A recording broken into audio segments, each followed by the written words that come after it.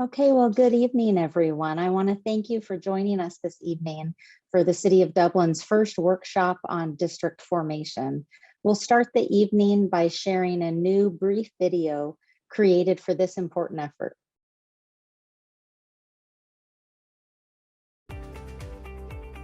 The City of Dublin is moving from at-large citywide elections to district elections to elect its 4 council members, and we need your help to make this change. The new district lines will determine how your community is represented on the Dublin City Council. Each of the 4 districts will elect 1 city council member. As a resident of Dublin, we invite you to take part in drawing our city council districts. We need your input on the neighborhoods and communities that should be grouped together into districts. You can share your thoughts on specific neighborhoods and communities and even submit a map of proposed new districts. The city is currently holding a series of public hearings and community workshops to gather feedback and make sure everyone's voice is heard. You can find background information, map drawing tools, and other opportunities to participate by visiting dublin.ca.gov/Dublin districts.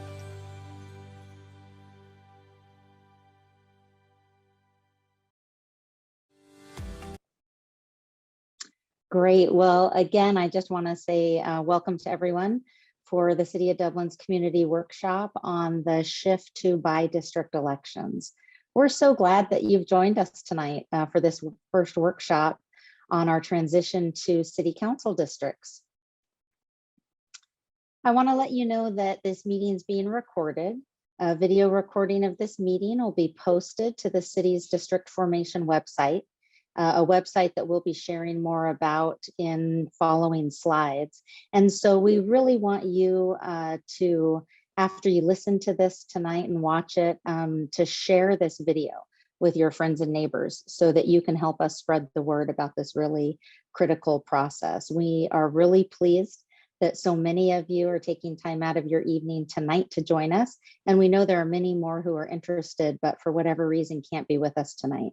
So this recording will help many more people get engaged and empowered to participate.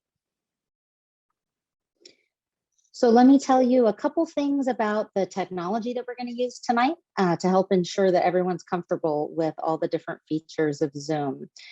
Even though, you know, we've all been on Zoom for so long, it seems you're probably more expert at it than we are, but we're going to make sure that everybody understands these logistics so everyone has the opportunity to fully participate tonight. So first of all, you'll see that this is a webinar. And so those of you who are attending can only see the hosts and the panelists. And right now your videos and microphones are turned off. We have enabled the raise hand function. So if you have a question or comment during our Q&A portions of the meeting, then I just want you to click the raise hand button on Zoom. And one of us will call on you to speak. And if any of you are joining us by phone, you can raise your hand by dialing *9. For the Q&A function, you can also utilize it to type your question at any time. And the host will respond to your question to the entire audience during our Q&A time as time allows. There will be a few portions of the workshop today that will open things up for your input and dialogue. And so we'll look forward to hearing from you through those features when we get there. And at that time, one of the hosts will have the opportunity to turn your microphone on so that you can ask your question of us. I also want to make sure that you know that if you need closed captioning this evening, that is available to you. All you do on your Zoom screen is go to the bottom of your Zoom screen, put your cursor on the More button, click that, and then click Show Subtitles. And you'll be able to see the closed captioning on your screen. And our recording then will have that closed captioning again to make sure everyone can participate. So let me introduce myself. My name is Jennifer Fitzgerald, and I'm a director with Trippepi Smith. We are assisting your city staff in the public outreach portion of the district formation process. And we're also working alongside them and your demographer to make sure that we follow the California Fair Maps Act and all relevant laws, as well as provide a good forum for you to provide your feedback. And then here with us tonight is also Justin Levitt from the National Demographics Corporation. NDC is the demography firm that's working with the city of Dublin. Justin, I'll turn it over to you to introduce yourself and share a little bit more about NDC. Sure. My name is Dr. Justin Levitt with National Demographics, and it's a pleasure to be here tonight.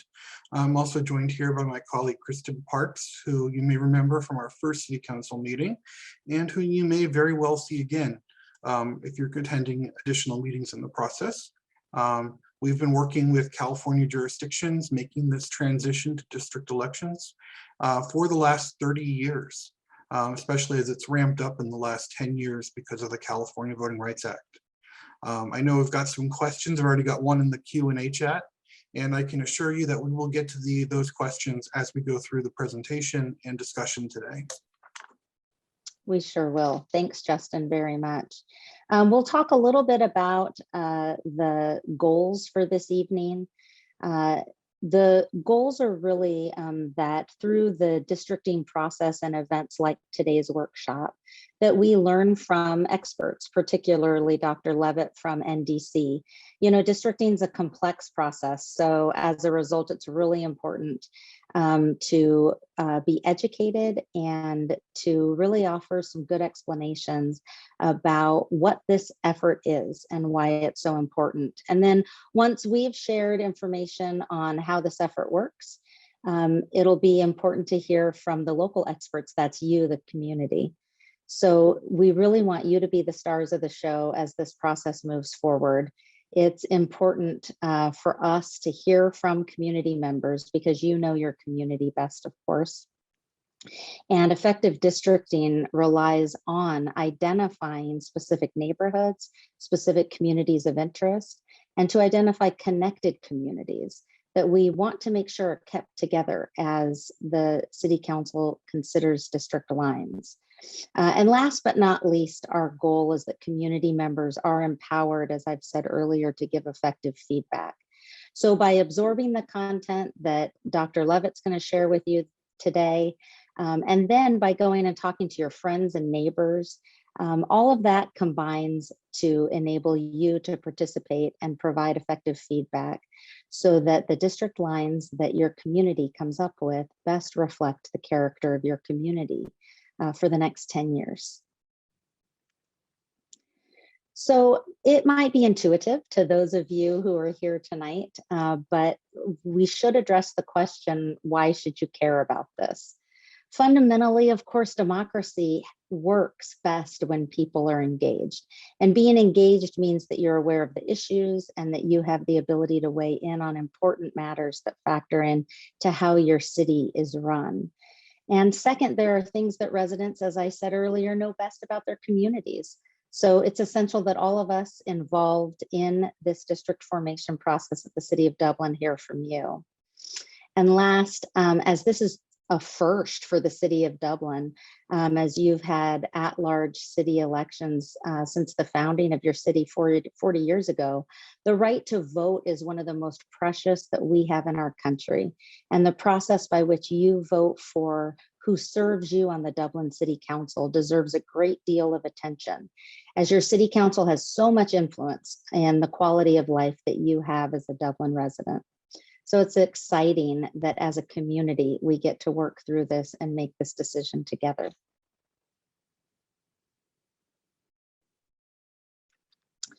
So this is today's schedule. We're going to talk about the process, the rules, and the goals.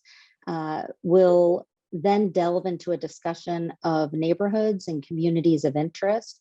We'll pause at that time and I'll ask you for your feedback specifically on your neighborhood and the characteristics of your communities.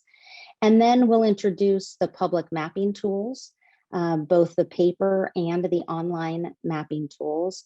And we'll then pause again for your feedback, any questions that you have. And I know that Justin's already in our Q&A answering some of the questions that have already come up on the mapping tool. So that's great, Justin.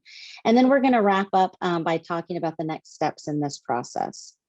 So with that, I'll go ahead and turn it over to Justin to get us started.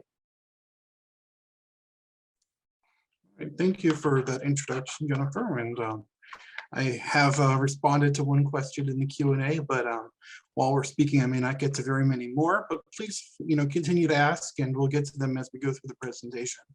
I certainly have a window popped up right now that I'll be reading as we go along.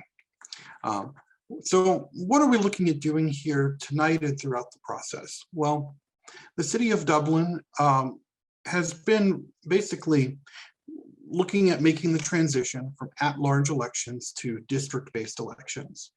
At-large elections are the system we're all familiar with, where we all have votes every other year for a certain number of council members, and every member of the city, all residents of the city, vote for all members of the council. We're also probably familiar somewhat with a bi-district election system.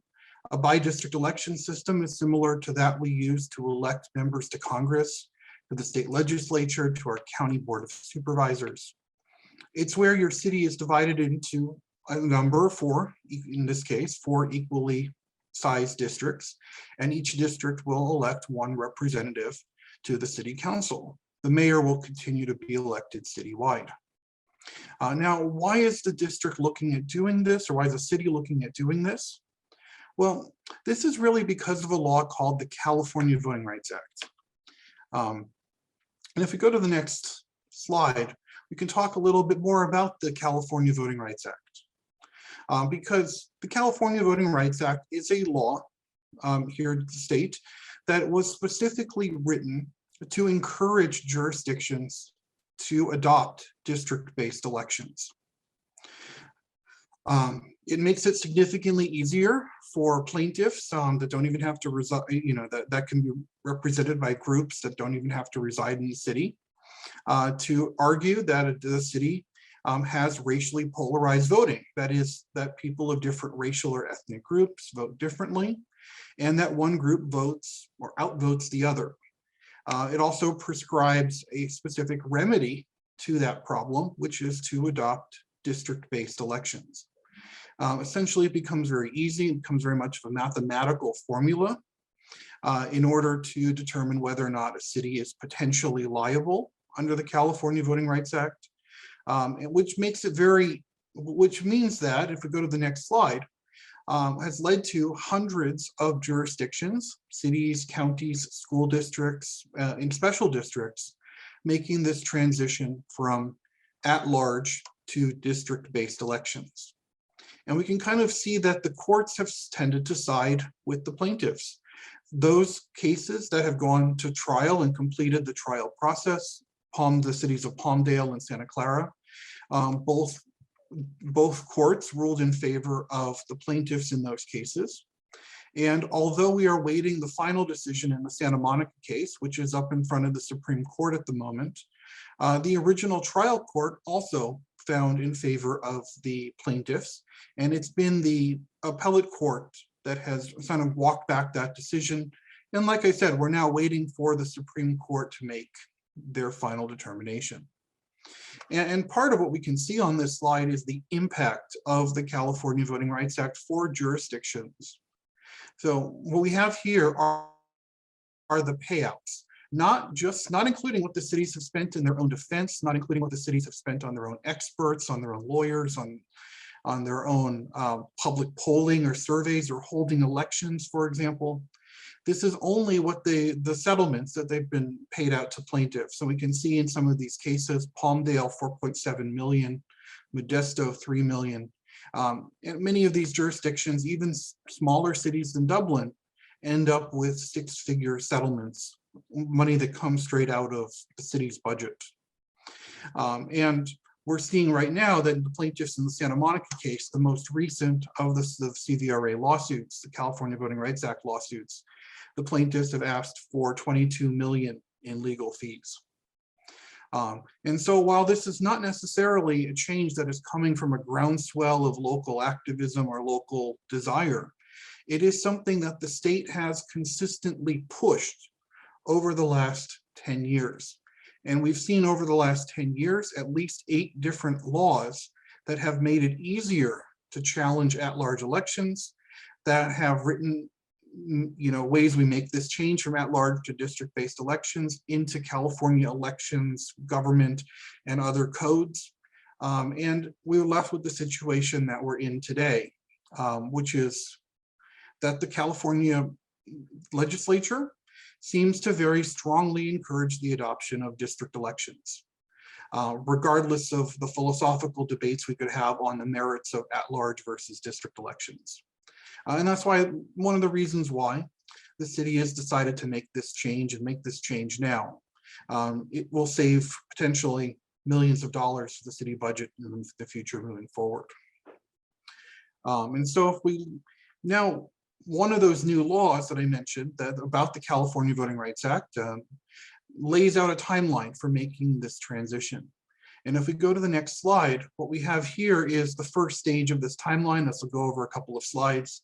The state law requires a minimum of 2 public hearings prior to the creation of any draft maps, any potential district maps. And that's where we are right now. We had 1 public hearing on April 19th that sort of introduced the process, and where the council had their first chance to talk about what parameters, what criteria, and what things they wanted to take into account as we looked at this process. Tonight, on May 4th, in person, we will have 2 workshops where we're going to talk further about the parameters, the mapping tools, the criteria, and look at getting community feedback. Now, the mayor and council are not here today. And that's intentional, because we want to have this opportunity for us to talk with you, with members of the community, outside of that really formal, rigid city council meeting process. So this is your time where we can have a little bit of dialogue, a little bit of back and forth. And we want to remind you that we're listening here tonight and throughout the process to the different, to your feedback, so that we can draw the best maps possible for the city of Dublin. There is a second public hearing on May 17th that will bring the workshop feedback back to the council, and the council will have an opportunity to provide additional direction. There'll also be a hearing, so we're also continuing to hear from you on what factors we need to consider as we go through the process, as we draw the first line of draft maps.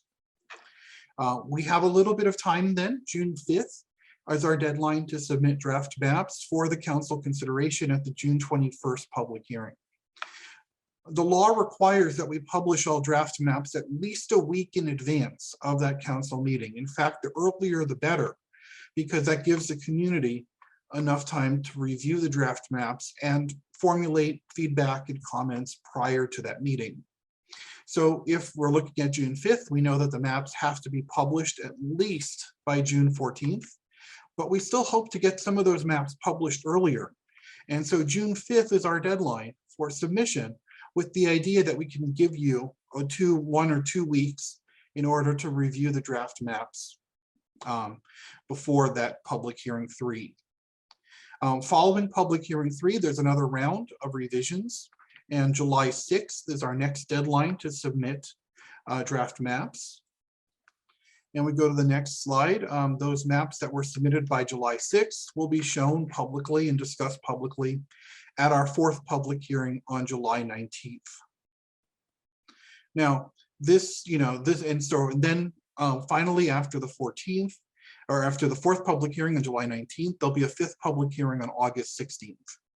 August 16th, this is anticipated, the council will make their final selection and introduce the ordinance, and then a second reading in September. Now, let's say this is a draft timeline. So depending on community interest and feedback, it is possible that we might have additional, workshops or additional sessions, or, I know perhaps city staff might show up at some community events, and maybe even, all of us might show up at some community events between now and the end of this process. And so please keep an eye out in your mail. I know that we are just getting ramped up right now into our timeline, into our process, but we are going to continue over the next few weeks to continue ramping up our outreach and engagement as we look toward that second public hearing and the creation of those draft maps for the third public hearing. Now, if we go to the next slide, what factors or criteria do we use in the redistricting process? Again, state law has, continually made more and more clear the factors they want us to consider. That left-hand column, federal laws, this is what the Supreme Court and other federal courts require, the bare minimums that are required in redistricting. And first is equal population. Districts have to have more or less the same number of total residents. Now, that total residents does include everyone. It includes children, it includes those who are not registered to vote. Everyone counted as part of that census count is included in equal population. And it is that 2020 census number that we use in making our equal population our determinations, how many people need to be in each district. On the other hand, the next criteria, the Federal Voting Rights Act, requires that we do avoid discriminating against protected class communities, groups that have historically faced discrimination or barriers to registration and voting.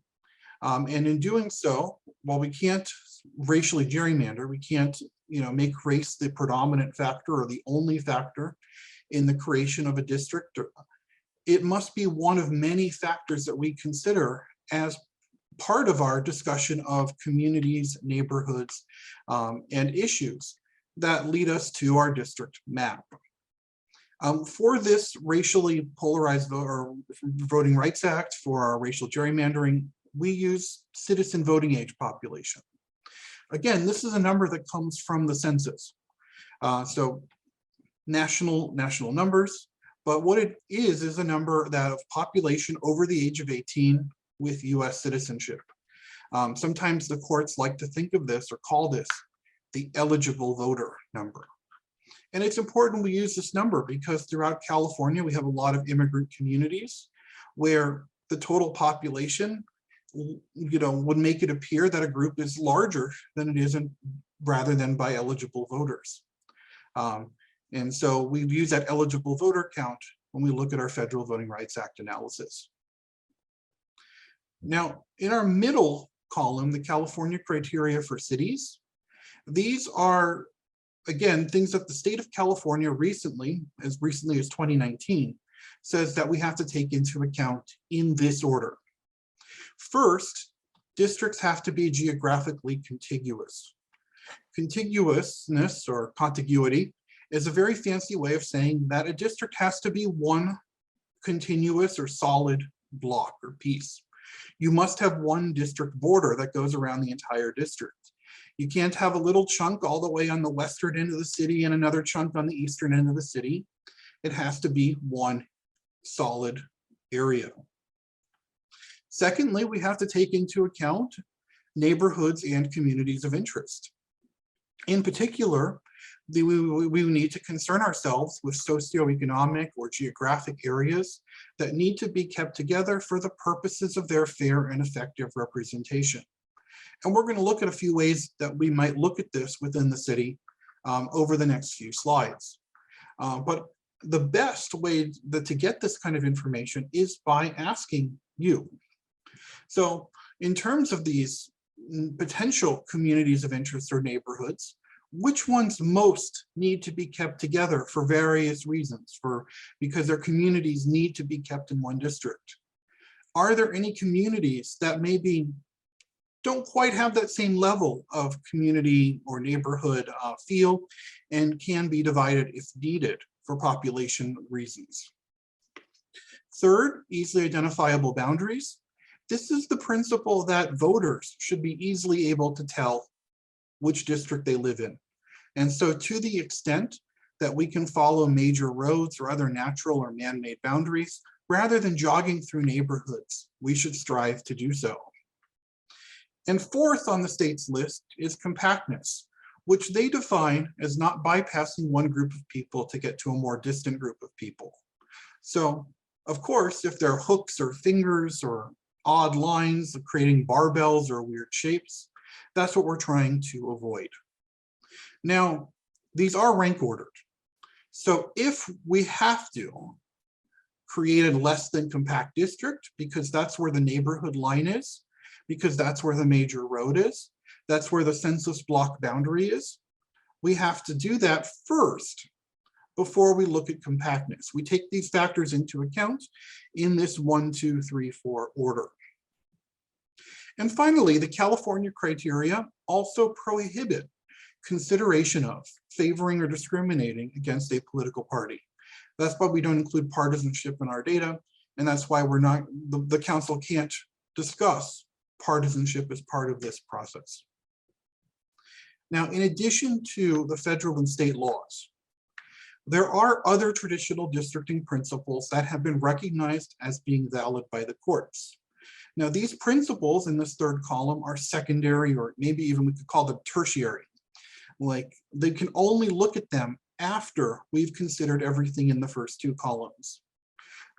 For example, respecting voters' choices is the principle that voters have elected a council, and that can be discussed or taken into consideration when we're drawing lines, or even when we're sequencing, when we're assigning districts to election years. If we want to take that into account, we have to decide we can only do so after we have drawn districts compliant with the federal and state criteria. Similarly, future population growth, if we know that there's massive new development coming in a specific area of the city, we can underpopulate a region, but only after we've taken into account federal and state law. And I know this is a lot of criteria, but really the real thrust of all of this is we're trying to represent our communities and our neighborhoods in the way that makes it easy for voters to understand which district they live in. And in doing so, create 4 equally sized areas throughout the city. And maybe it's not going to be, not everybody's going to find the perfect map that fits all of the criteria in the same way. A lot of these criteria are a bit subjective, especially communities of interest. And that's where we'll help guide you through the process and understanding, how these criteria might apply to the different maps that we're looking at.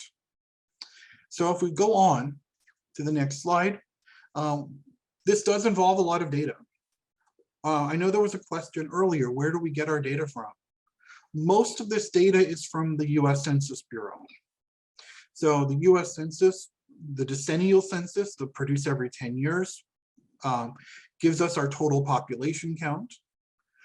The American Community Survey, which for those of you who may remember the old long form of the census that asked about how many toilets you had and what kind of job you were at, that's where we get most of our demographic data, including citizen voting age, or the eligible voter population from.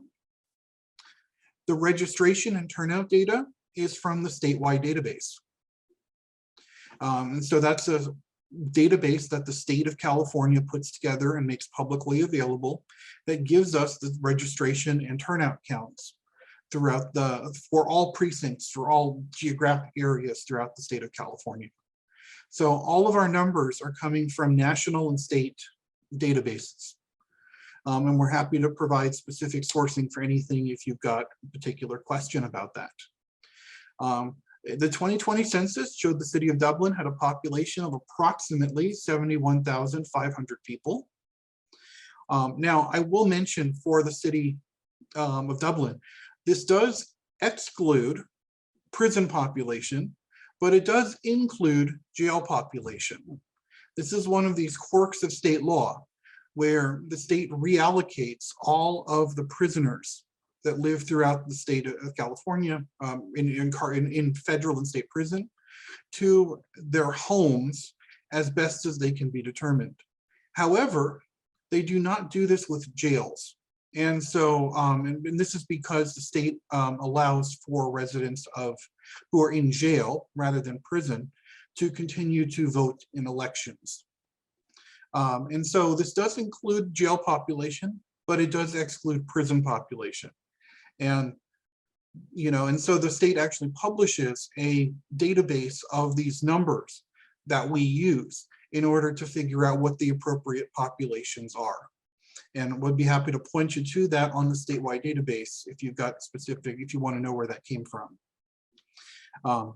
But this is one of the few cities where we actually have this problem, or this reality where we have both a jail and a prison. And so we see that one population is still there and one is not. Now, that gives us our population total of approximately 71,500.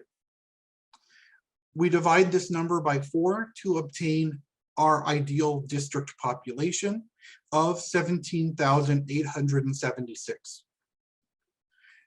Hard to round that, but let's just round that up to about 17,900 residents, give or take, per district. And we can see that we're looking at not just that total population, but we're going to provide information throughout the process on all sorts of demographic data as well: age, immigration, income, single and multifamily renters and owners, and so on. Now, if we go on to the next slide, we start to look at where throughout the city different communities are. The city does have a small Latino citizen voting age population. The areas that are in purple and blue are under 25 or 35% Latino by eligible voters. The areas in pink or yellow would be over 65 or 75%. A couple of those large pink blocks, for example, the one at the very southern end of the city toward the west, a very small population overall. That block has about 5 residents total. And so we don't see a large concentration, but perhaps slightly along the freeway, we do see slightly higher percentages, but not a huge concentration in a particular area. If we go to the next slide, we see that on the other hand, for Asian Americans, we do see a lot more of those areas that are 75 or more, 65+% Asian American, particularly on the eastern end of the city. And so most of the eastern part of the city is over 50% Asian American, while the areas in the central part of the city, as you can see kind of along the freeway even, are less than 35% Asian. And I understand that the graphics on this slide are blurry. We will have the full presentation for you to download with much higher quality graphics to look at, and we will have maps of these individual ones available as well. We also did look at African American population. If we go to the next slide, we don't see any significant African American population. Again, that one green block that is about 50% African American does not have a substantial population in it. Continuing on, we do look at these other measures, and although we don't have the same level of precision about a lot of our other demographic measures, we do see some overall trends. For example, I'll say these are at the census block group or the census tract level. So units of about maybe 2,000 or 3,000 people rather than those small census blocks that we were showing the racial statistics by. We do see some interesting patterns in the data. For example, people who live in the eastern part of the city are more likely to have a child at home than those on the west, or those that are kind of in the southern portion of the city or kind of central portion of the city are more likely to be renters. These are all demographics that can help inform our process. And we can certainly, if there's anything specific that we should be showing that we're not, we would love to hear about that so we can see if we can get that from an official data source like the census. If we continue on, in addition to our socioeconomic measures, we are also looking at our neighborhoods, which are areas that are defined not only by the city, but also by you, by people who live in the city. And so our question about neighborhoods is really about not just what the neighborhood is, but how do we define it geographically? What are the boundaries of that community or that neighborhood? In this case, where we do have some official neighborhood boundaries from the city that we're going to look at here in the presentation, but those may only serve as a starting point. And where we can definitely use your help is to understand where the real boundaries on the ground are, and where you define your communities and neighborhoods. And so we think about neighborhoods as areas that are defined by their geography. Maybe it's by a planning area or by a particular development or subdivision. Maybe it's by a natural feature like a highway or major road, a canal or hills. Maybe it's an area around park or school or other landmark. Maybe it's by elementary school attendance areas, or by shopping districts where people go to shopping. Maybe it's even by issues like traffic, or issues that are concerning to people in different parts of the city. And so all of these can go into our definition of neighborhood. If we go on, this really ties into what the state law means by communities of interest. Because once we move away from just neighborhoods, one step above a neighborhood is a community of interest. I like to think of a community of interest as being made up of several neighborhoods that all have something in common, that shared issue or characteristic that brings those communities together. In some cases, it's as simple as all of these neighborhoods were developed by the same developer within a 10-year span of each other. And that just means that we have very similar, residents or the age of different areas living together in a particular community. As part of this, we do have to think about whether or not a neighborhood benefits from potentially being included in a single district for the purposes of their fair and effective representation. And what I mean by this is that there are going to be perhaps neighborhoods that maybe even are in different communities of interest. Maybe there's a community of interest along the freeway defined by traffic and some of the patterns of rush hour. And there's other portions that are perhaps along a different axis. For example, maybe there's a community of interest that is defined by a development plan or community plan. And so how does this community benefit? Which way does it make the most sense to draw it? And remember that these communities of interest cannot include relationships with political parties, incumbents, or political candidates. As we go on to the next slide, we're going to be, we see that the neighborhood or the city has defined a lot of different ways of looking at communities of interest. We've got the city's neighborhood map, the villages map. On the next slide, we've got the, go to the next slide, we've got homeowners association and planning areas. Which of these makes the most sense for your neighborhood? And I really want to stress that because it may be the case that in different parts of the city, there's a different way of thinking about communities of interest. I know that in many cities, we've seen that in one part of the city, it's the homeowners associations that really matter. In a different one, it's the community defined neighborhoods. And so tell us in your neck of the woods, what is the one we should be using when we're trying to draw our district map? There's no right answer to that question, but there is an answer that makes sense to residents of that community. So if we continue on, but right before we turn this, I do want to address one of the questions from an attendee. Why are Indians, Asian Americans, and Pacific Islanders all grouped together? And that's a great question. The reality is that this is from the Census. And the Census Bureau, for the purposes of their racial categorizations, does consider everyone from the Indian subcontinent all the way out to East Asia in one single group. Now, for the purpose of communities of interest, if there are specific communities, for example, an Indian community in this part of the city, or a Filipino community in this neighborhood, we want to hear that because that's relevant to communities of interest. And so it kind of works at two levels. There is the racial categorization the census uses that just gives us that number that lumps everyone together.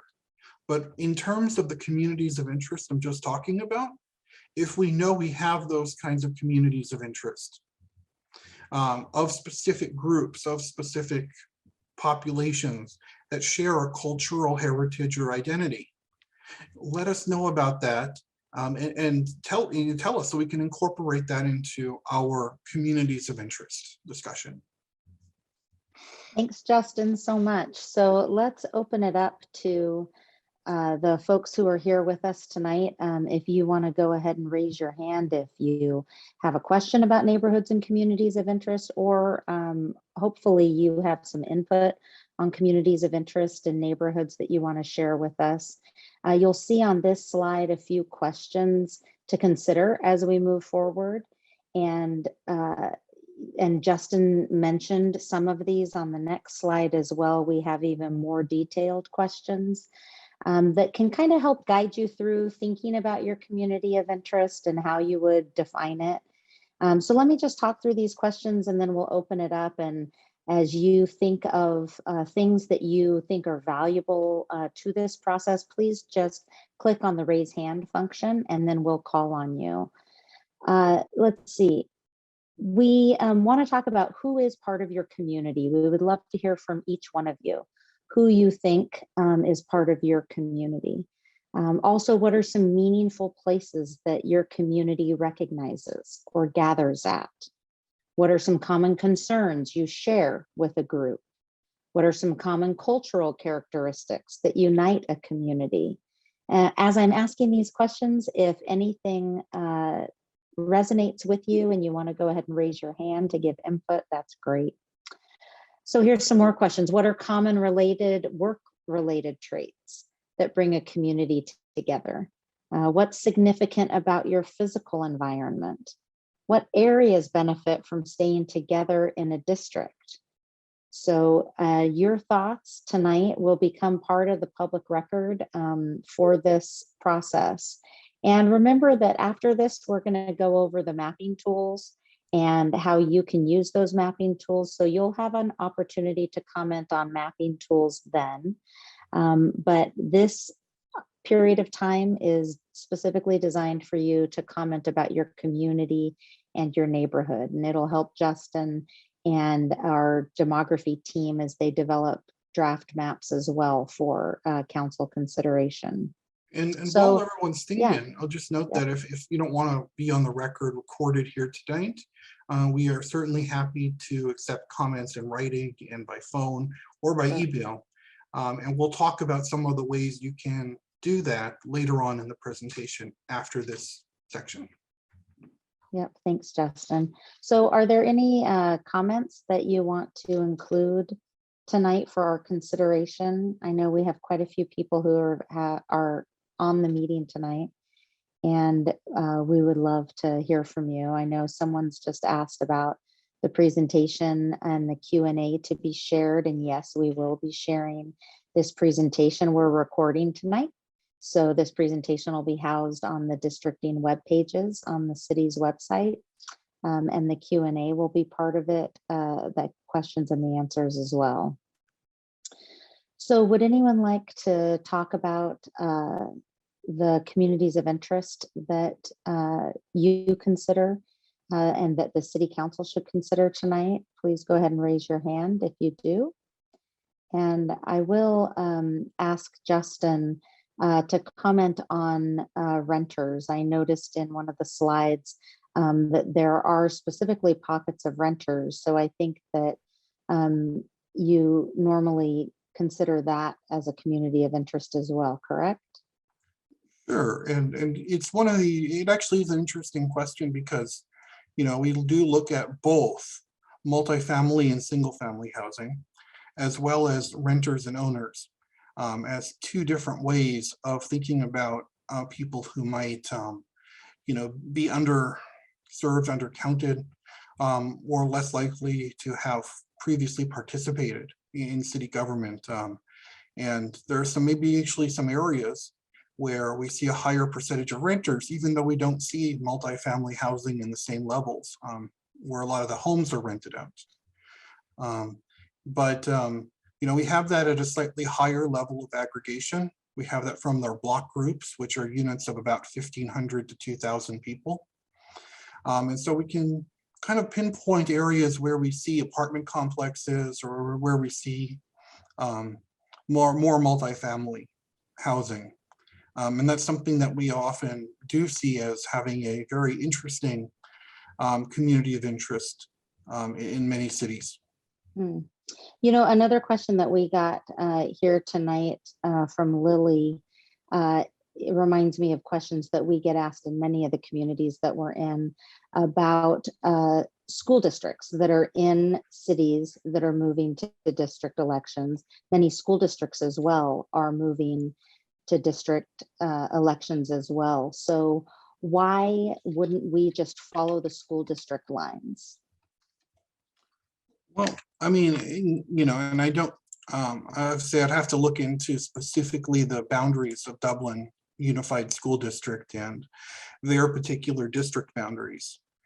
In many cases, school district boundaries are not the same as city boundaries. And in many parts of the state, there's a significant difference between where the city and the school district are, perhaps due to portions of the city not being in the school district or portions of unincorporated or even other cities being in the school district. And if that was something you were interested in, you could use our tools later that we'll show you today just to try to draw those boundaries in and see if they work for the city. But oftentimes there's significant enough difference between the city and the school district that you have to make some changes. Good, thanks very much, Justin.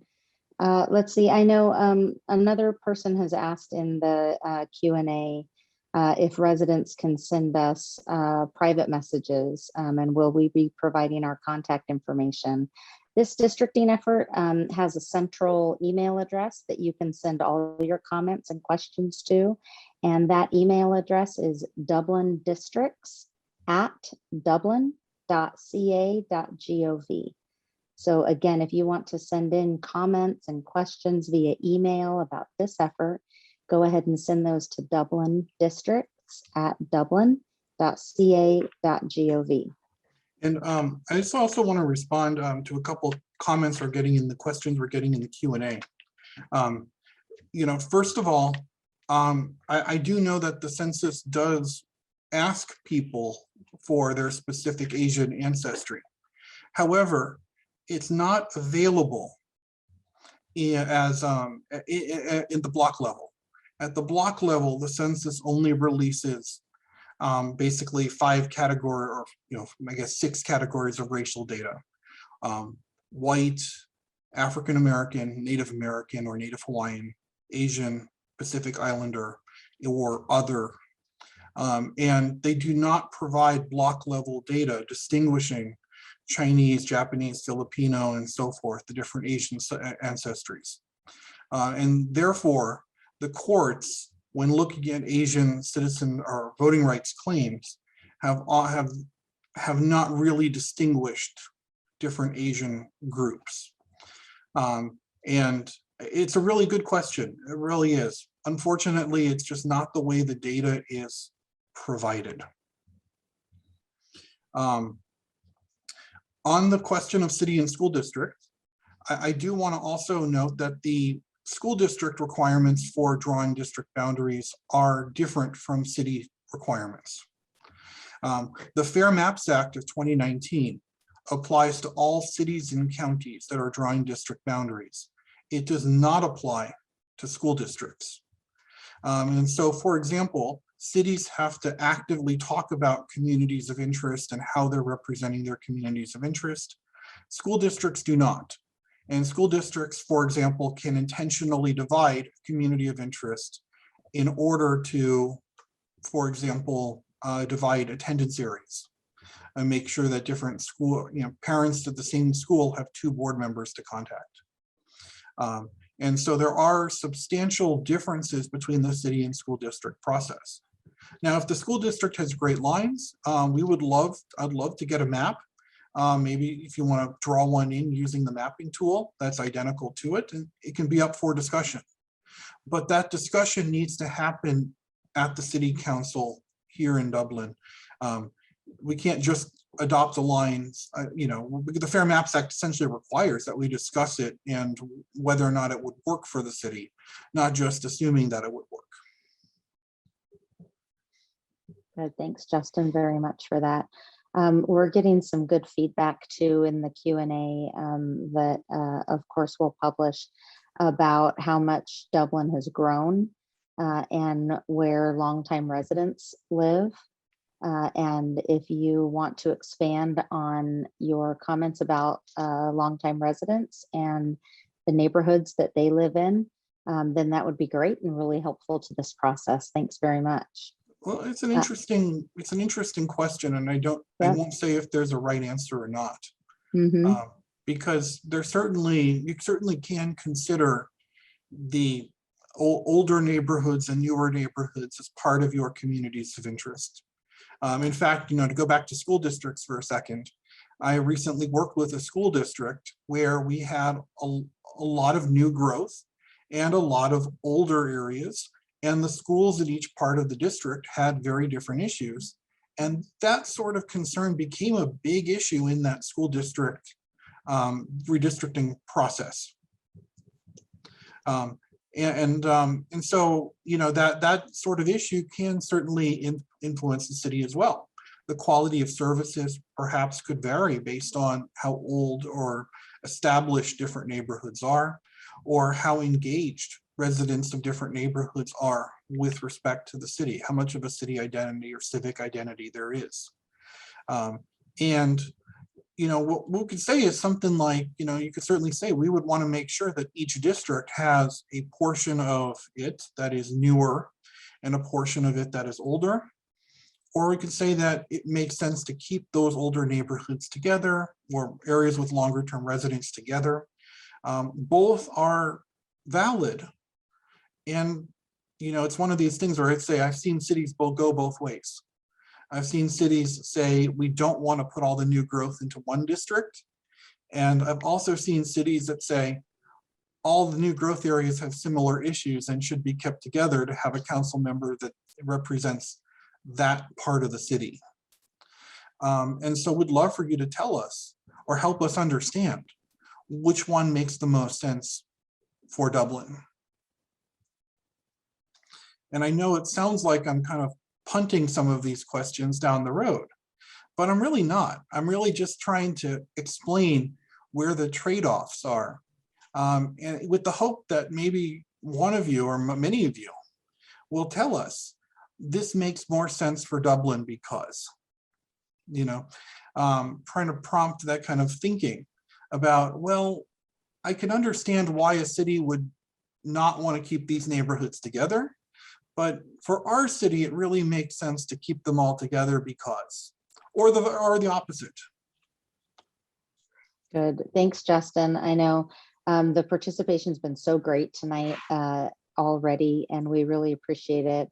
There was a question earlier, about how many people are participating, and this is a really great turnout. We've had at one time more than 35 people on this meeting, and we want to respect your time and make sure we get through everything that we promised you tonight. So let's go ahead now and turn to our public mapping and our map review tools and have Justin lead us through that.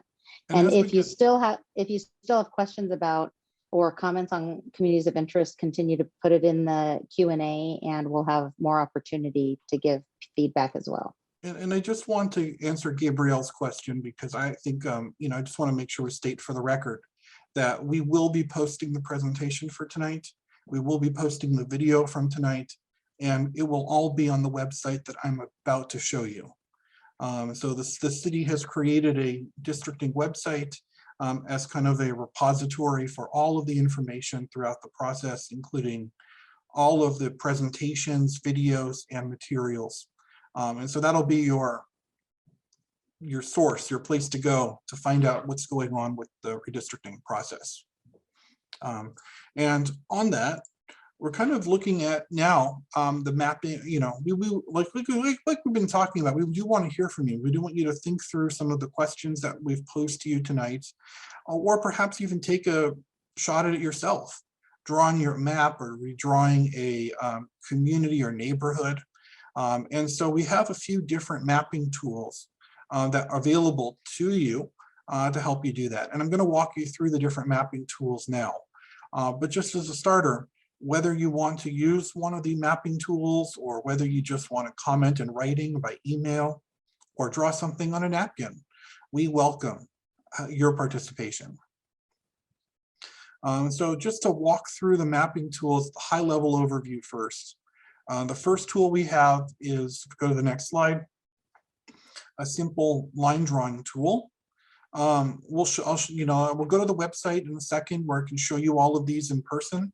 The first tool is a basic one-page PDF. We'll have paper copies available of this in the library and other resources throughout the city, resource centers throughout the city. Essentially what we have done is we've divided the city into neighborhoods or communities based on some of those lines I showed you earlier. And we give you the total population of each of these areas. It doesn't provide any demographic detail, but it just provides those total population counts. And what you can do is, get out a calculator or just start adding them together until you reach that ideal district population of about 17,965 or 865. And once you're kind of in the ballpark, one district is done. You can also use this map to show communities of interest. So if you don't want to draw a whole map, you can highlight or use a thick pen or whatever to draw in a particular area or neighborhood that you are concerned about. We also have a lot of blank space on there to write your comments and feedbacks about those neighborhoods or districts that you create.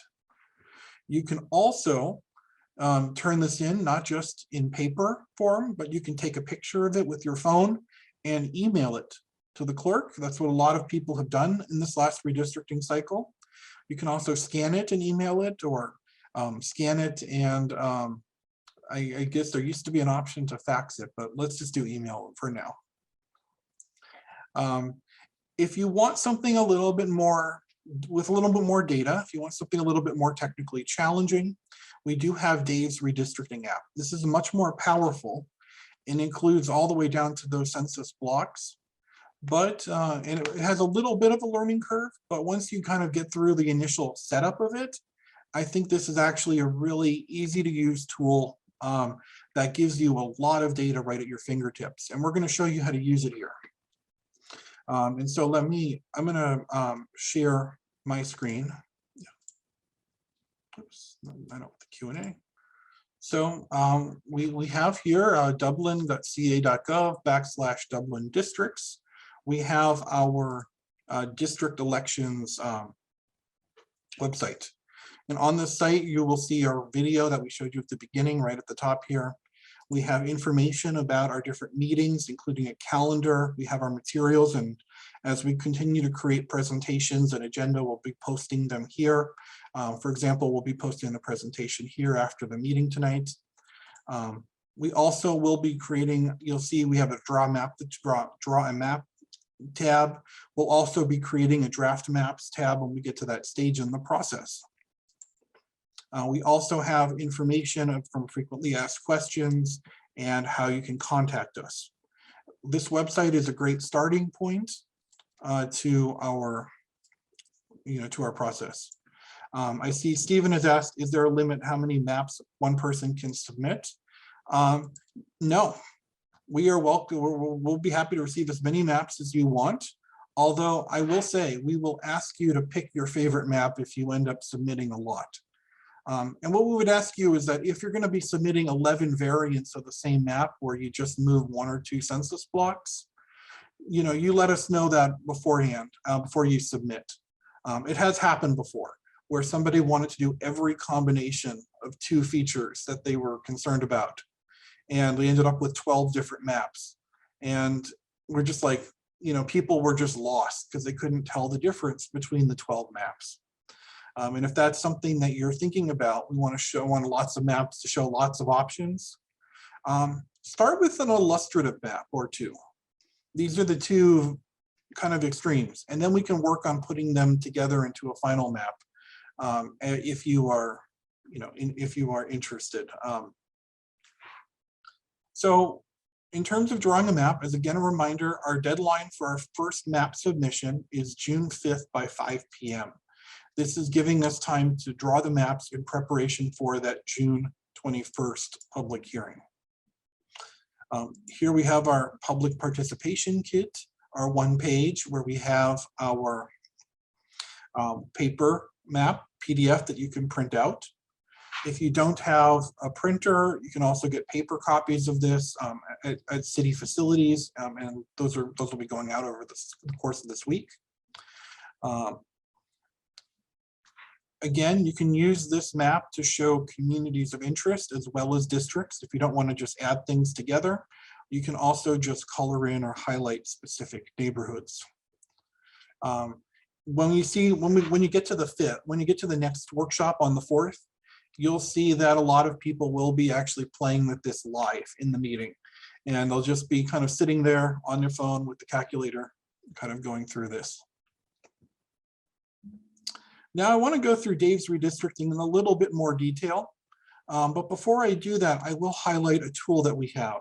I know some of you have asked questions about our data and how we can view it in more detail. Well, we have an interactive web viewer available on our website that does just that. It lets you zoom in and zoom out. It lets you decide what you want to see. If you want to see where the villages or homeowners associations are, if you want to see some of our ethnic or racial thematics that we showed you earlier, they are all available here on this interactive web viewer. As we add the draft maps later on, they're just going to go right into the same interactive web viewer. If you don't like our base map, you can also change what you're seeing. You can put on different aerial photography or more fewer streets. But essentially, this is actually a really great way to see that more or less street level detail at that lower or at the more zoomed in level. And so I really want to highlight that because I think this is a great resource for those of you who are who want to really get into the weeds with the data. Well, now to get to Dave's redistricting. So Dave's redistricting is probably how most of you are going to be drawing your maps, especially if those of you who are savvy enough to use Zoom, you can use Dave's redistricting. We have a how-to guide that walks you step by step through how to use Dave's redistricting. And this is a great starting point for those when you're going back and you're trying to remember all of the different steps. The most important thing to do with Dave's redistricting when you start is to remember that you have to create an account. Essentially, you can't do anything with Dave's except to view it if you do not have an account. So the first step is, when you're here, you'll go to the base home website and you'll come up to the corner and it'll give you the option to sign in or log in or sign up. If you're new, you're going to want to sign up for Dave's redistricting. And sign up is easy. You just need an email, create a password, and that's basically how you create an account. Once you've created an account, all you'll do is log in. And what you see is basically you have a list of different maps that you've kind of played with or worked with. To find Dublin's map, there are two ways to do it. The easiest way is to simply go to the city's website and click on where it says Dublin template. You click Dublin template, it'll take you right to the Dublin city map. You can also get here through searching for Dublin in the list of maps, but and the directions for that are in the how-to guide. I think the easiest way, just come to the website, go to the draw map tool, and just start with the Dublin template. Now, when you see the Dublin template, you'll see by default, this is view only. And we want to make our own map. We want to edit it. So we click the paintbrush next to it. And as I hover over, you'll see it says make an editable copy of the map. Yes, that's what I want to do. I wait a second, and believe me, it can load somewhat slowly. But eventually what will pop up is a row with my Dublin template. I double click that, and it takes me right back to where I am. I can modify the name here.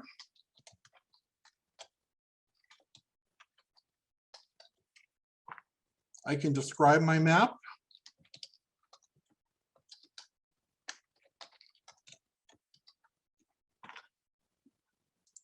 As I go along, or I can do this at the end. And you see here, when we start out here, we just see some lines. What I want to do first is turn on this background map. So I check this box next to background map. That turns on all the streets, that turns on the freeways, these kind of neighborhood identifying lines. You can also turn on, if you want to see, for example, precinct labels. You want to see how many people are in each precinct. You can turn that on there. The colors are all set for you. By default, you'll be on the pan, which is basically how you could just move the map around. To edit a district, you just click on the paintbrush and you start drawing. Just pick a couple of random ones to add to our district. And let's just get, our random, look at, I'm just trying to randomly draw here. I'm not drawing anything about what kind of district I'd actually draw. But you see here, I want to add this precinct, but it's got 6,000 people. I only need 3,000. If I add this, it's going to be too much. I can hit this little eraser next to it and unassign or remove it from the district. And then when I'm finished with one district, I can simply select the next district and start doing the same kind of thing, just selecting precincts until I'm done. But sometimes, as we ran into, I'm not going to want to go with the entire precinct. I want to get more detail. And how I get more detail is by selecting block. When I select blocks, this takes us down to the census blocks. So let me click on this. Now it's divided into all of the census blocks that were within that precinct. And as I zoom in, you can see that it'll give you the population for each of those blocks that were in this precinct. Now, some of these blocks are weird. Look at this block. It kind of surrounds almost entirely this community, and it does surround these two blocks. There was a question, do we have to follow block boundaries?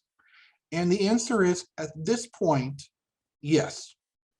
Anything you're submitting through Dave's redistricting will have to follow block boundaries. If you do not want to follow block boundaries right now, the only thing to do is to write a note. You can write your note in that description area, or as we'll talk about in a moment, your email to the city letting us know what you'd prefer to follow. However, it may not be legally possible to divide blocks. I can't say anything definite at this point, but it would take at the very least an action of the council to divide a census block. We don't really, it opens up legal liability and risk whenever you do that. And so at this point, especially for drawing draft maps. You know, I certainly would encourage you to let us know where you would like to see the block line, to give us that, maybe that direction or that information about where these neighborhoods or communities are. But you know, expect that your map will not be divided by block, or you won't see any block divisions when it's initially drawn. I wish, I wish that there was some slightly more accurate thing we could do, but unfortunately, actually the census eliminated 300,000 blocks from the state of California in 2021, and a lot of them were very useful in terms of drawing boundaries. If this map shows an inaccurate street layout of a particular portion of the city, we did not create the street layer. The street layer comes from a, I don't know exactly which firm, but the open source that that Dave's Redistricting uses.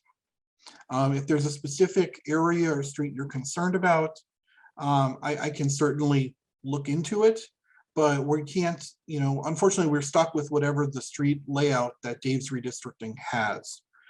That's not set by us, and it's set at the national level by a data set, or by their data set. Essentially, once you're using Dave's, it's pretty simple to use. You just simply paint, and then when you're done with drawing an area, you can just either click to the next district, or you can go back to precincts, and it'll merge your area together. And you can see it gets your deviation pretty small. When you're done, you can go to statistics, and you can look at your district populations, whether or not you created, whether your deviation is high enough or low enough, and all of that. For those of you who are statistics nerds like myself, they even give you some additional statistics in the analyze area. And then once you're done, all you need to do is go back to maps. So you'll have your list of maps. Select the check marks next to your map. Publish it, and here when you publish it, you'll give the map name and your description of it. And when you're ready to go, it won't let you do it until you're kind of closer to being finished than I am. Once you're ready to go, you'll be able to publish this, and then it will be searchable, and it'll be able for us to find it. But we don't encourage you to do that. We encourage you to select this little checkbox and then hit share. When it hits share, it gives you a link. If you copy this link and email it to the city, then anybody, me or Kristen or someone from the city, will be able to view your map. And so what we encourage you to do is copy this URL, go back to the district elections website, select, or write an email to Dublin districts at dublin.ca.gov, and put your link and your plan description in that email. And that way we have an email from you with your description of the map and the link to your Dave's Redistricting map. That's the best way to submit something from Dave's. If you want to make changes, the best way to make changes is not to go back in and remodify your map so that it looks different once somebody else comes to see it. Again, if you are in your list of maps, you can select the checkbox, you can hit duplicate, and it will create a copy of that map that's identical in every way to the original. That way you can go into your copy instead of your original map, and now you can make your further changes. You can even give it a name, like let's call this Dublin map 2 or 3, whatever it is, JL Dublin map 3. And so now you can make changes off of this, and you can duplicate as many times as you want. Now, why are some census blocks so small and others are so large? Well, the census only draws census blocks, this is their official policy, if they feel a need to do so, if they see a need to do so. So a street, a natural feature like a river or waterway, a political feature like a city border or a school district border will trigger a new census block be created. However, things like parcel lines or the back lots of planning areas do not create new census blocks unless the city specifically asks. So in areas like, for example, this very eastern edge of the city, all of these streets end up in cul-de-sacs along the eastern end of the district. Let me show you this because it's just crazy. And I'll show you, if we go in here and we go into blocks,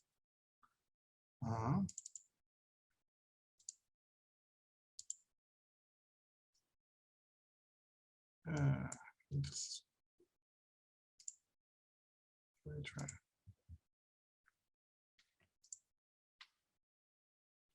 I'm just going to try resetting this. You'll see one of the weirdest or biggest census blocks in the city.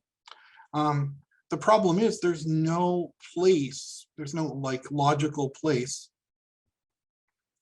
for them to create a census block division. And I'll put on the background map. Go here, go for blocks. Yeah, so this is one census block highlighted in blue. And if we look at it, we got the city border on the outside of it, but there's no other through streets, there's no other through features that would help divide this particular census block. And so in that case, the city has to literally ask the census to subdivide it if they want it subdivided. Unfortunately, California did not participate in the block suggestion program this time around. And so there we did not actually get this kind of local neighborhood block drawn in the way that we would have hoped to. So it's a great question, but unfortunately, this is kind of the reality we're living with. Who created Dave's Redistricting? Dave's Redistricting is we have some information about Dave's Redistricting on the website. And so let me just go to it. Dave's Redistricting is created by a independent organization that was looking at or trying to figure out a way to give people the tools to draw maps on their own, mostly aimed at congressional and state legislative elections. However, it's not associated with a political party. It's not associated with any particular interest group. They were trying to, initially, they were just trying to see if they could use some of the new computer tools, particularly originally Silverlight, to see if they could create an application that would be available to everyone, to members of the public for their use. So it's not specifically associated with any particular group or organization. And if you go to the website, you can read all more about their history. They've been around for 10 years now, since the 2020, since about 2010 is when they started. Will the redistricting map take into consideration the population generated by currently approved residential projects under construction? That again is up to you. You can, as a final last step, underpopulate areas with new growth, or you can ignore future growth or potential growth. That is not required. And so essentially, you can decide as you draw your map or as you want to write up your feedback or your testimony, what the answer to that question should be. In either case, we only consider the total population as of the 2020 census. We do not consider new population growth in terms of trying to project population in 10 years. There will be a redistricting in 10 years in 2031 based on the results of the 2030 census, which may look significantly different from the 2020 census. And that's required by federal and state law. Good, thanks, Justin, so much. With that, let's open it up to additional questions that you have. Let me just answer this one. What is the maximum variance allowed? That's a great question that I didn't answer. 10%. So a maximum of a difference of 10% between the largest and smallest. So you should think about 5% over or 5% under as really being the practical limits on that. So sorry for interrupting, Jennifer, but that's a great question. Gosh, that's okay. Tell us too a little bit about the interactive review map that's on the website. Well, I talked a little bit about that earlier, but that is going to be a great resource for people who want to see more on the data, who want to see the maps once we generate the maps. And it's going to have a lot of ways for you to really see the detail in between the different proposals. Good. Talk a little bit about too why the deadlines to submit maps are, a couple weeks ahead of the council hearing where those maps will be considered. Sure. In no small part, that is to make sure that we have enough time to process the maps and get them out to give you, the residents and community members who are interested in this process, the most opportunity to review the maps. We do legally have to publish the maps at least a week in advance, but making sure that they're available for at least 10 days or maybe even 2 weeks gives time for newspapers to write stories, gives time for the community to really hold discussions about the maps prior to those hearings. One of the advantages of our timeline is that we really are taking advantage of the spring and summer to spend time considering and deliberating over the maps. Okay, thank you. Also, I want to just take this opportunity to remind everyone on this meeting, if you haven't already signed up for updates on this process, and then please go to our website and click on the subscribe button there and join our ever-growing list of subscribers so that you don't miss any milestone in this project. We really encourage you to do that. And also, we have a couple more questions I see. You can always raise your hand and ask questions live about mapping tools, or we're happy to answer the questions that come up in the Q&A. And Justin, I think you want to answer a question about how many maps will be presented to the City Council. Yeah, and I want to ensure Stephen and anybody else who has this question that all maps that we receive are going to be made public. Even if it is just one district or it's just a community or neighborhood, it will all be part of the public record for the process. And the council will have all the public maps, all the publicly submitted maps to consider at their meetings.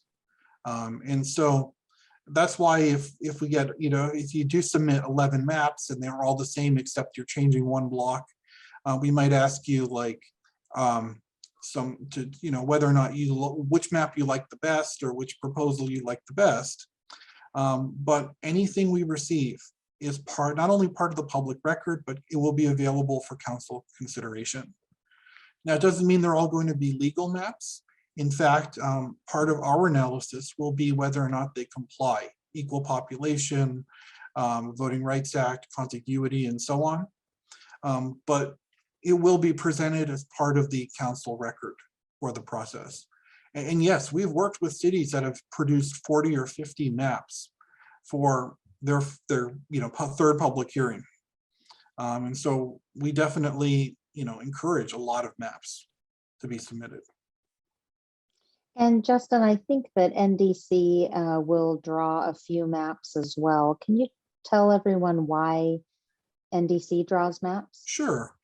So in addition to the community generated maps, there are generally 2 to 4 NDC submissions as well.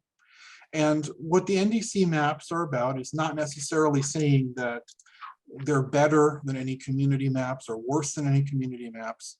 They may highlight things that we see looking at the community participation or the testimony or the record that we feel the need to show. So for example, if we see that all of the maps divide a particular community, we might want to show a map that keeps that community together. Even if it doesn't end up being the map that's accepted, it's an important consideration, particularly under the Fair Maps Act. This is, this is kind of like a way of adding additional, of course, there will be people who participate in writing or produce maps that are not legal. And sometimes the NDC maps can highlight some of the things that people who haven't drawn their own map wanted to see in at least one of the proposals. City staff does not produce a ranking of the maps, to answer Stephen's question. Yeah, and that's really important because this is really about the community and the council coming together on a map. We can certainly provide, and we will provide, some guidance on whether or not maps are legally valid. For example, we would not recommend a map that had a deviation, our total population deviation of 15% or 50%. But it is ultimately, it is up to the council to decide whether or not they like a particular map or dislike a particular map. And staff does not play a role in that process, in that ranking or ordering or suggestion process. And I'm really glad Steve asked that question, because I know a lot of people, I think naturally wonder, will the city council really consider my map? And I love that this process is all about just what you said, Justin, the community coming together and deciding together what their district map is going to look like. And it really is kind of almost in a way to protect those community maps, because what it does is it means that those community maps get an equal voice in front of the council. Good. Well, and we have a newcomer, Marty, who's joined late, and he's asking us to please explain in a few sentences the purposes of these maps. And Marty, and for the rest of the people who are going to watch this recording too, just to summarize, we're going over what the district formation process looks like, the timeline, the milestones, and the maps that we've been talking about are voting district maps for your city council, your 4 city council members. And you have the ability to draw draft maps and submit those for the city council's consideration as the city moves from at-large citywide elections to by district city council elections. Are there other questions on mapping tools before we move on? I don't want to miss anybody. Okay, and I appreciate the next question is city council creating their own maps to be considered? Will it be noted somewhere on each map who created the map, resident versus city council member versus, it says district employee, but I think maybe you mean part of the consultant team or city employee? So the drafts will be, there's basically going to be 2 groups of drafts. We call them, consultant drawn submissions or NDC drafts, or in public submissions or public maps. That's so we're going to put them into 2 boxes. I very much doubt, based on experience, that staff will be drawing any maps. It just generally doesn't happen that city staff draws their own maps. as in terms of who created which map, that is part of the public record. We tend to identify maps by number rather than by name in order to make sure that each of them have an equal and fair hearing. However, there will be a sort of list, if you will, of who submitted each map. And so that will be part of the public record of this process. Great, thanks, Justin, very much. If a council member does create a map, it generally goes either into public maps or will be identified as a council member's map. But it doesn't often happen that way. Yeah. Okay, and are there other questions on the maps or the mapping tools before we move on? In answer to Marty's question about city council voting district maps and why they're needed, the city is moving from at-large citywide elections to by district city council elections.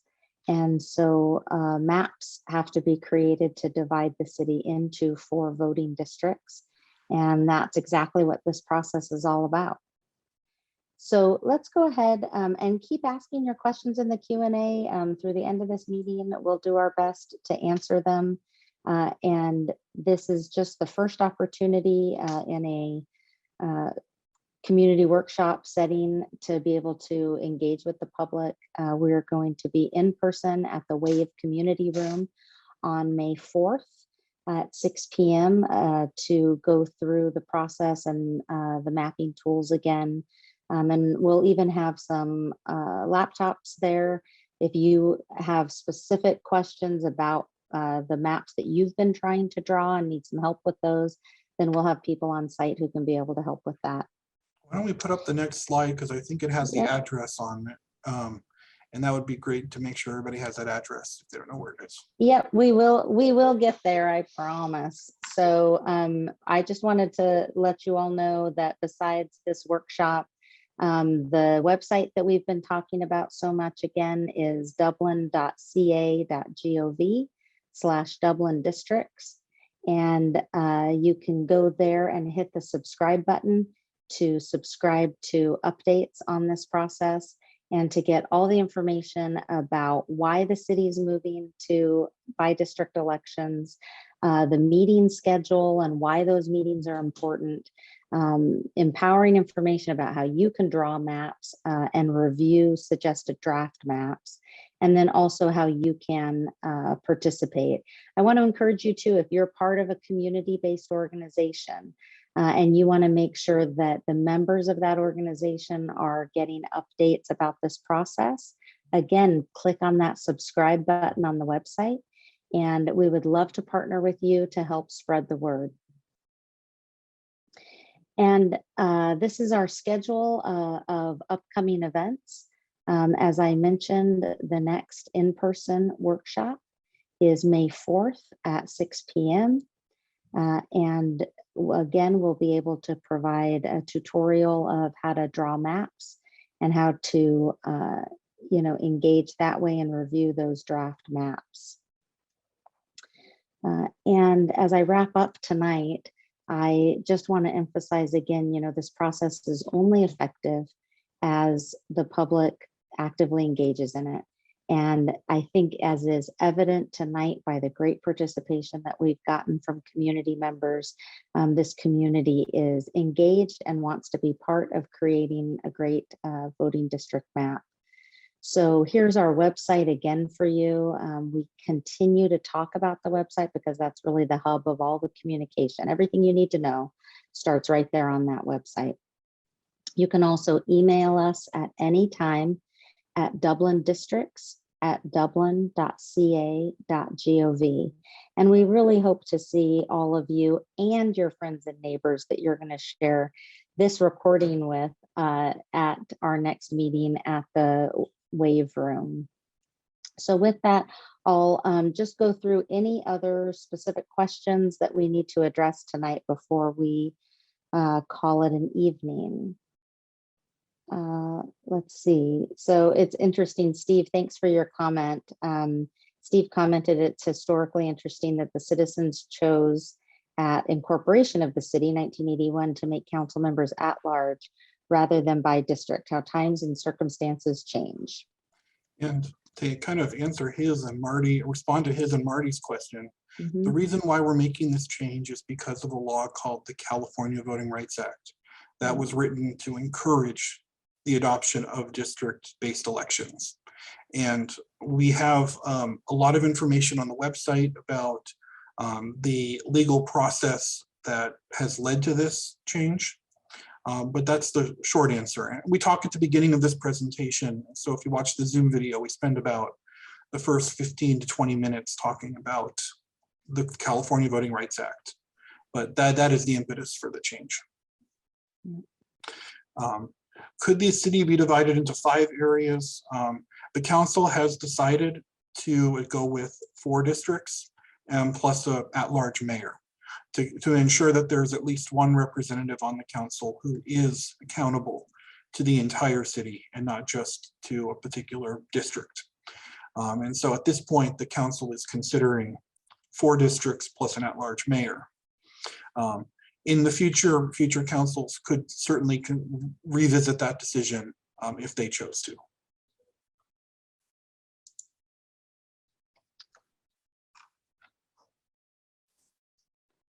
And thanks, Stacy, as well. She asks, are you going to offer Zoom options as a 6 p.m. start time is extremely difficult to make in person when commuting from work? And I think you're referencing the May 4th workshop. That is going to be an in-person event. This Zoom meeting is again going to be, it has been recorded, and this recording will live on the web pages for anyone who can't make the in-person event to watch that presentation, to watch this presentation on the website. And at any time during this effort, members of the public and stakeholders can email us their comments, their community of interest feedback, their feedback on draft maps, or submit their own draft maps by emailing us at dublin.ca.gov. And I'll also note that the city already has an at-large mayor. I think that's an important point, is that the voters already opted to have the mayor elected separately from the council, and that's what's reflected in this. Now, of course, as I said before, voters could revisit this in the future, but that's not the same as what we're looking at doing here. In this process, we're simply adopting 4 districts plus the mayor. Thanks, Justin, for that. And Justin, do you have any other closing comments for this evening? I think I would just like to kind of reiterate that even if you maybe don't feel comfortable participating here live in meeting, please do continue to reach out to us via email, by phone, or in person at our upcoming workshops. Like we said at the beginning, I'll kind of go full circle. The council is not coming to these workshops to make them an opportunity for us to have a conversation or discussion, answer questions in kind of a less formal setting. And so I hope that we have been able today to answer your questions and begin to kind of help you understand what exactly we're doing in this process. I want to thank everyone for coming today. And I can assure you, you're going to be in good hands with my colleague, Kristen Parks, who's been here in the comments on May 4th. Thanks, Justin, so much. And I just really appreciate, Justin, all the helpful information that you shared tonight. And I really want to thank all the members of the public who participated this evening. Remember, it's your vote and it's your voice. Get involved and help shape the future of Dublin. Thanks so much for joining us tonight. We'll see you on May 4th. Good night.